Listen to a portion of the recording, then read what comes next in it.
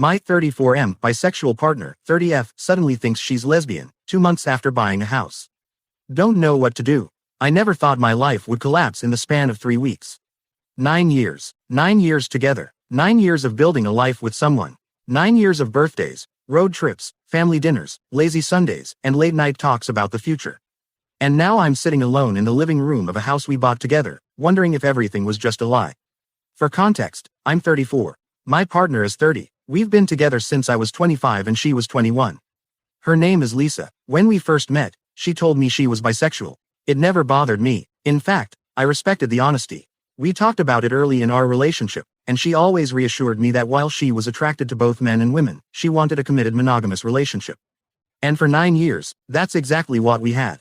Or at least, what I thought we had. About a year and a half ago, we made a huge step in our lives. We decided to buy a house together.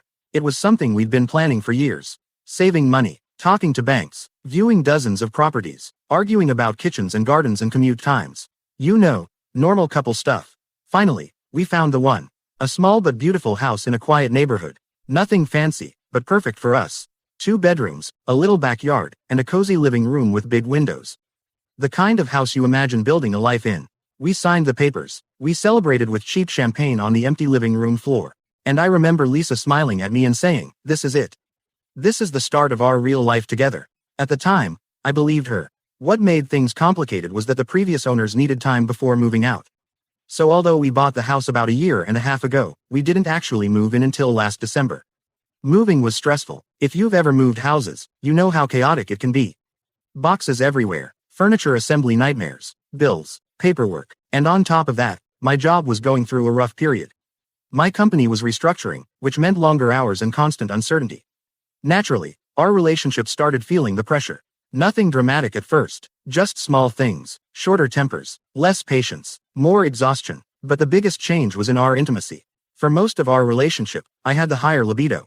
Lisa always joked about it. She'd tease me for always initiating, and sometimes we'd laugh about how I was like an overexcited golden retriever. But suddenly, something flipped. After we moved into the house, Lisa's libido skyrocketed. I mean dramatically. She started initiating constantly. At first, I was actually happy about it. I thought maybe the excitement of the new house had brought us closer. But at the same time, my own libido had dropped. Between work stress and the house situation, I was exhausted most days. I still loved her, still found her attractive, but I just didn't have the same energy. And apparently, that became a much bigger problem than I realized. 3 weeks ago, everything exploded. It was a Tuesday night. I remember because I had just finished a long workday and was completely drained. Lisa came into the bedroom wearing one of those outfits she knew I liked. She climbed into bed next to me and started kissing my neck. Normally, I would have been thrilled. But that night, I just felt tired. I gently pulled back and said something like, "Hey, I'm really exhausted tonight. Can we maybe just sleep?" The moment the words left my mouth, I knew something was wrong. Her entire expression changed. It was like a switch flipped. She pulled away from me and stared like I had just insulted her. Then she snapped. And when I say snapped, I mean exploded. "You never want me anymore," she shouted. I sat up immediately, confused. "What? That's not true. I'm just tired tonight." But she kept going. "You've been rejecting me for weeks." I tried to explain that I was stressed from work, but she wasn't listening. Then she said something that hit me like a truck. "I don't even feel attracted to you anymore anyway." Silence filled the room. I remember just staring at her. "Wait, what?" Her face was full of anger and frustration.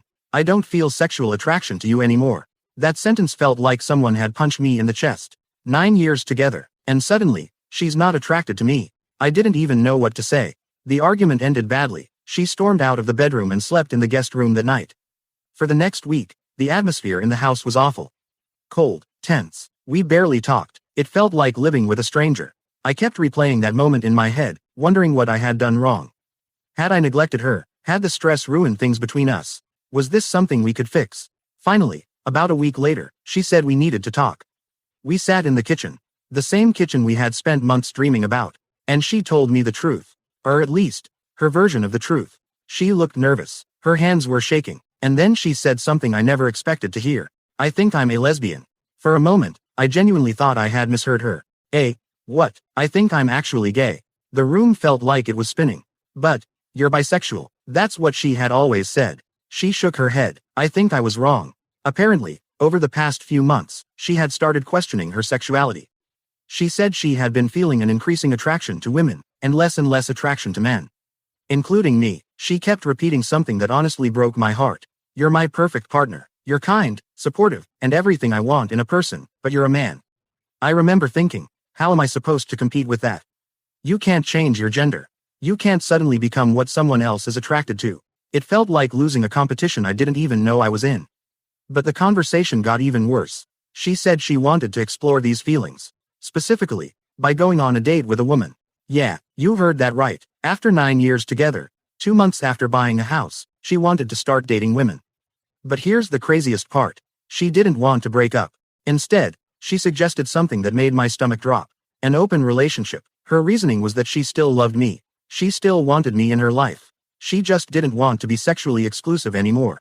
In her words, we could stay together emotionally, but explore sexually with other people. I didn't even know how to respond. Part of me felt angry. Part of me felt devastated. And part of me just felt numb. Because what she was basically saying was this. I love you as a person, but I don't want you as a partner anymore. And now here we are, living in the same house, sleeping in different rooms, acting like awkward roommates. Sometimes we still hug, sometimes we even kiss, but everything feels fake. Like we're pretending our relationship hasn't already ended. She says she's still confused. She says this might just be a phase. She says maybe the stress triggered something. But she also says she needs to explore it. Which leaves me in a horrible position. Do I wait around while she figures out if she's actually gay? Do I watch the woman I love go on dates with other people? Or do I end a 9-year relationship and walk away from the life we built together? And the worst part, if we break up now, selling the house would probably cost me around $20,000 to $30,000. Money I simply don't have. So yeah, my life basically exploded in 3 weeks. And I honestly have no idea what the hell I'm supposed to do next. After that conversation in the kitchen, nothing in the house felt the same. It's strange how quickly a place can lose its warmth. Just a few months earlier, Lisa and I had been laughing while assembling IKEA furniture in the living room. We argued about where the couch should go, what color curtains to buy, and whether we should hang photos on the wall or keep things minimal. Now the house felt hollow. We still lived together, but it was like the life had drained out of everything. Lisa moved most of her things into the guest room. At first she said it was temporary. But deep down, I knew what it meant. Couples don't move into separate bedrooms unless something is seriously broken. And something was definitely broken. The first week after our conversation was the worst. We barely spoke. We passed each other in the hallway like awkward coworkers. Sometimes we still had small moments that made everything more confusing. She'd hug me when she got home from work. Sometimes she'd even kiss my cheek. But those gestures felt empty now. Like habits she hadn't fully let go of. One night, about 5 days after our talk, we were sitting in the living room watching TV. Or at least pretending to watch. Neither of us was really paying attention. The tension was too thick. Finally, she muted the television and said quietly, I think I should try going on a date. My stomach immediately tightened. With a woman? I asked. She nodded. Yes. There it was again. The same knife twisting in my chest. I took a deep breath. Lisa, we're still together. I know, she said quickly. But I told you I need to explore this. The way she said, explore, made it sound like she was talking about trying a new hobby. Not potentially destroying a 9-year relationship. I rubbed my face and tried to stay calm. And what happens to us while you're exploring? She hesitated. Well, that's why I suggested opening the relationship. There it was again. The open relationship idea. She kept pushing it like it was some kind of reasonable compromise. But every time she said it, it felt like she was asking me to accept a slow, painful breakup. I looked at her and said something that had been building in my head for days.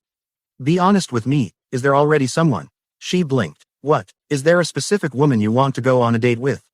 Her reaction was immediate. No, too immediate, too quick, and for the first time since all of this started, I felt a small seed of doubt.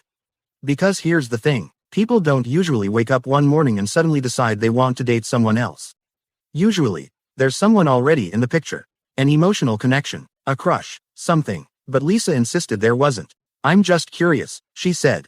I need to understand myself. I nodded slowly, but something about it didn't sit right. Still, I didn't push further. At least not that night. Over the next week, the situation somehow got even more surreal. We started living like roommates. We divided chores. We cooked separate meals sometimes. We coordinated bathroom schedules. The weirdest part was that we were still emotionally close in some ways. We still talked about work. Still laughed occasionally. Still shared random stories from our day. But underneath all of it was this giant unspoken truth. Our relationship was dying. and neither of us knew how to deal with it. Then something happened that made my stomach drop. About 10 days after the original conversation, I woke up in the middle of the night. I couldn't sleep. Work stress, relationship stress, everything was piling up. So I got out of bed and went to the kitchen to grab a glass of water. As I walked down the hallway, I noticed a faint light coming from the guest room. Lisa's door was slightly open. I wasn't trying to snoop, but as I passed the door, I heard her voice. She was on the phone. At first, I thought maybe she was talking to a friend. But then I heard something that made me freeze in the hallway. She was laughing, not a casual laugh, the kind of laugh you only hear when someone is flirting. I stood there for a moment, feeling this strange mix of curiosity and dread.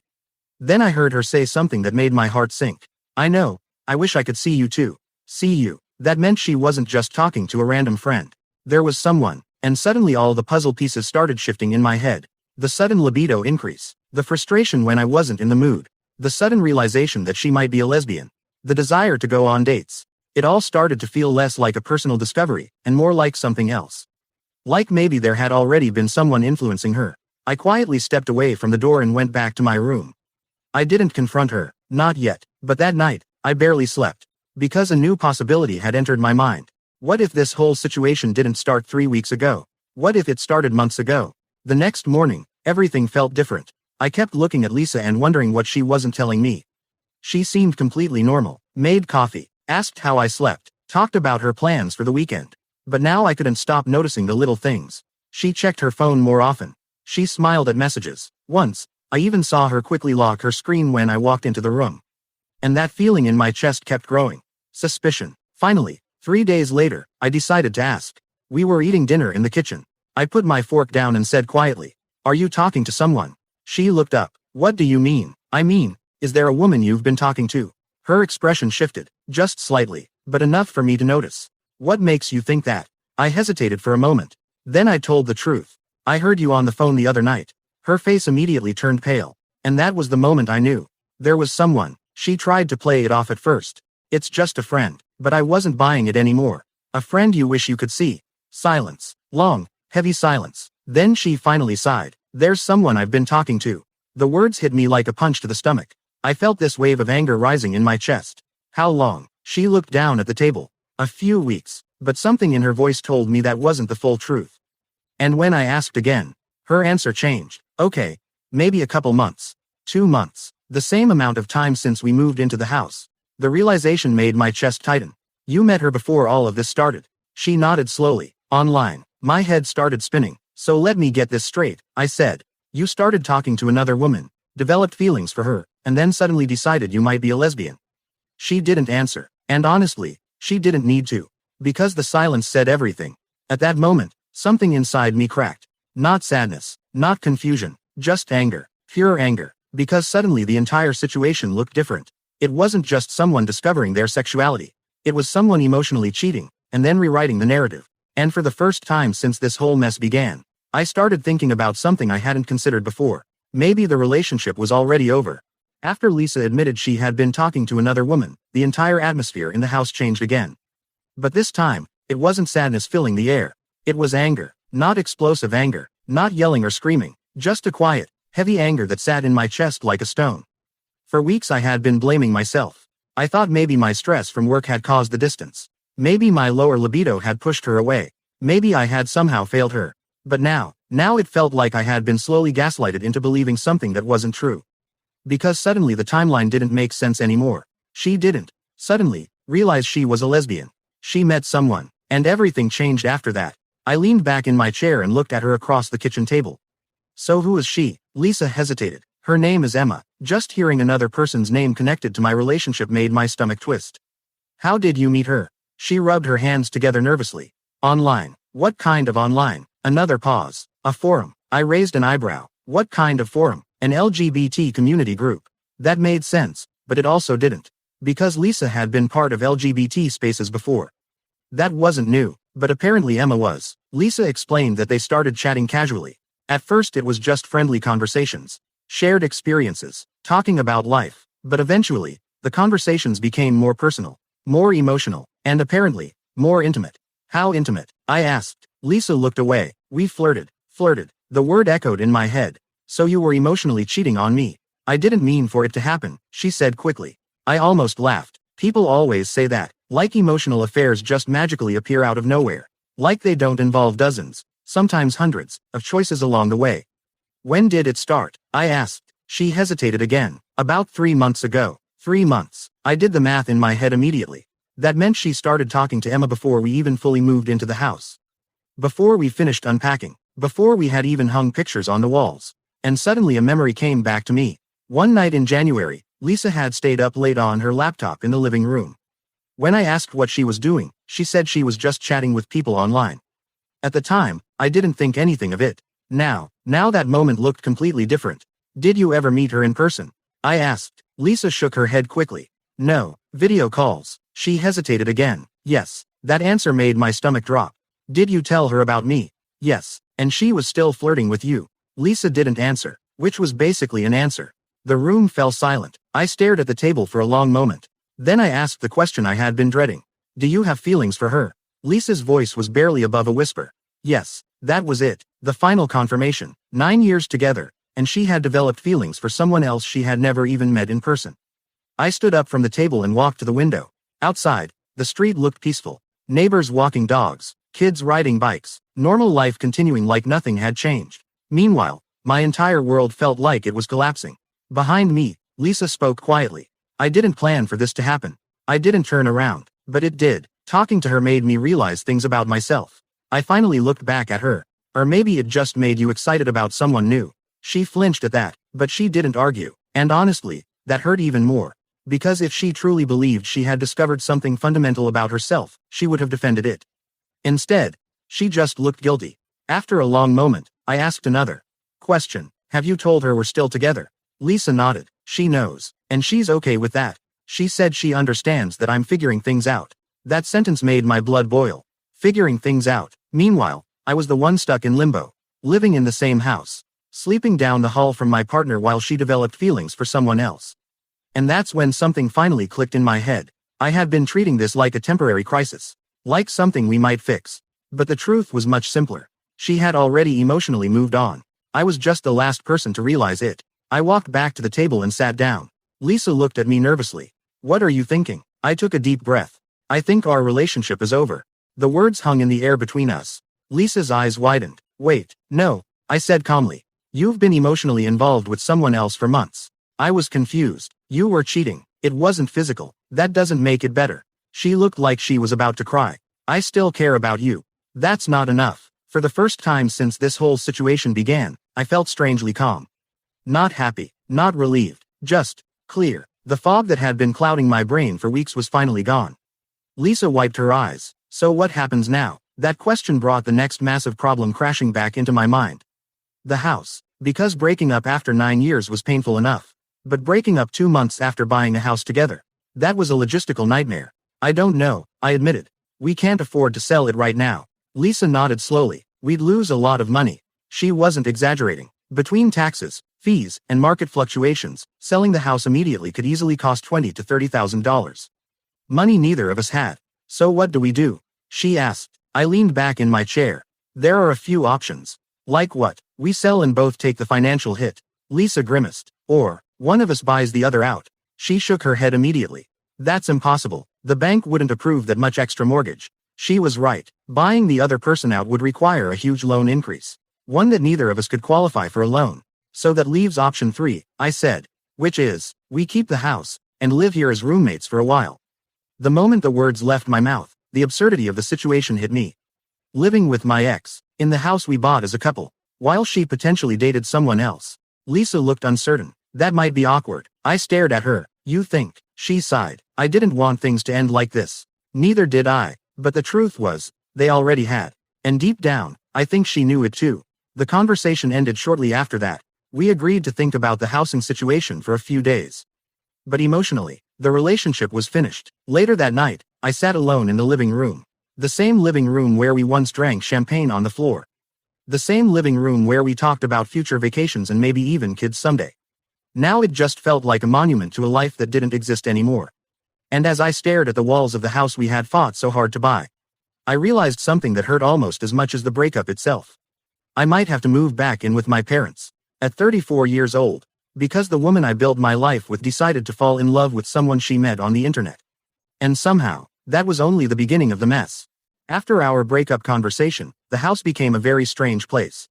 Lisa and I were technically no longer a couple, but we were still living together, still sharing the same kitchen, still passing each other in the hallway every morning, still pretending like our lives hadn't completely fallen apart. At first, we tried to be polite about everything.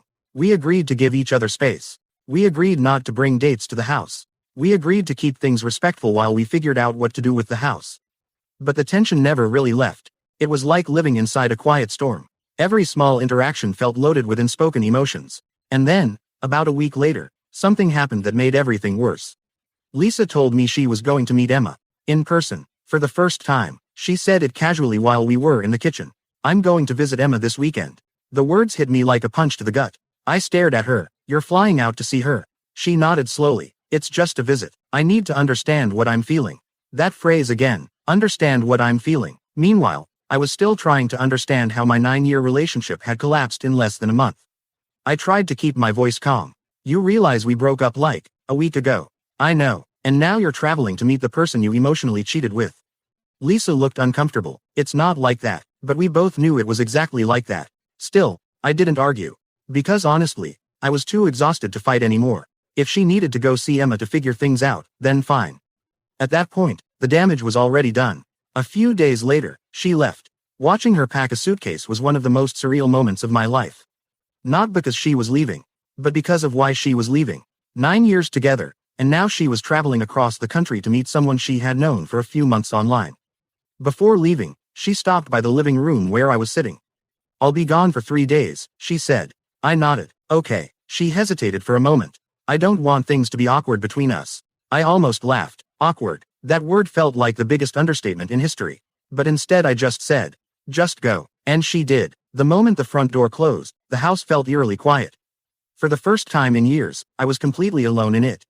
And honestly, it felt strange. Part of me expected to feel devastated. But instead, I felt something different. Relief. Not because the relationship had ended, but because the tension was finally gone, even if only temporarily. For the next couple of days, I had time to actually think. About everything. About the relationship. About the house. About what my life was going to look like moving forward. And the more I thought about it, the more one thing became clear.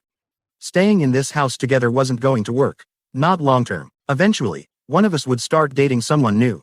And the idea of running into Lisa and her girlfriend in the kitchen someday made my stomach turn. So the house problem had to be solved. The only question was how. Then something unexpected happened. On the second day of Lisa's trip, she called me. Her voice sounded strange. Not excited. Not happy. Just quiet. "Hey," she said. "Hey." There was a long pause. Then she said something I wasn't expecting. "Things didn't go the way I thought they would." I frowned. "What do you mean?" She hesitated. "Meeting Emma in person was different." Different. That word immediately caught my attention.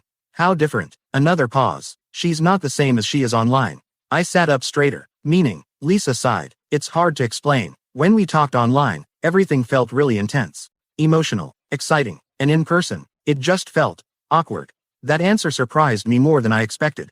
"So you flew across the country to meet her, and it was awkward?" Yeah, apparently, their chemistry in person wasn't what she expected. The conversations felt forced. The connection didn't feel as strong as it had online.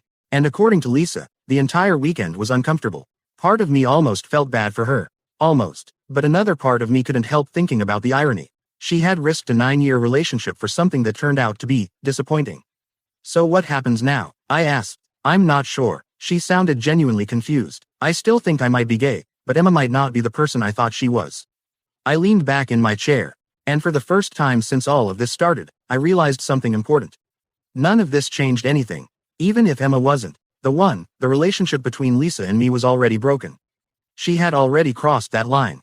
"You know we're still broken up, right?" I said gently. "I know. I just want to make sure we're clear about that." "I understand." Another long silence followed. Then she asked something that caught me completely off guard. "Do you think we could try again?" For a moment, I thought I had misheard her. Try again. Maybe we moved too fast with the breakup.